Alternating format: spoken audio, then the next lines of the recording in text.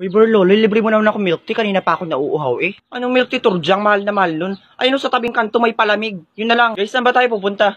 Ay, Karing, pinapakyuhan ka ng bata oh. Non-stitch. Hoy, ang kapal mo ka mong bata ka. Bastos ka. Baka gusto mong baliin ko yung daliri mo. Pangit mo. Hey, bastos, dinuraan ako. Guys, mag-Jollibee na lang kasi tayo. Huwag na tayo sa fishbowlan. Kadiri, hindi ako nakakain ng isaw. Ay di mag-Jollibee ka mag-isa mo, Jingle. Saka sino mo nag-aakit sa'yo? Ba't nandito ka?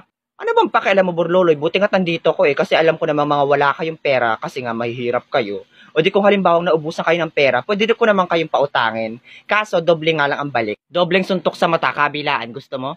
Saka hindi namin kailangan yung pera mo. Saksak mo dyan sa buhok mong lungga ng putakti. Tara na nga. Hoy guys, hintayin nyo ako. Pingin pera. Yeah, kadiri, wag mo nga akong kulbitin. Pulubi, doon ka, wala akong pera. Baho mo eh. Hala, piling mabango naman to si ate. Ang pangit mo. Oh, Borloloy, si Jingle hinabol ng baliw. Bayaan mo siya. Katarayan kaya ay. Oh, nyan, deserve. Tara na sa inyo. Ay, salamat. Andito na tayo sa bahay ni Stitch. Pwede na magtanggal ng sapatos. Kadiri, ang baho. Sinong nagutot?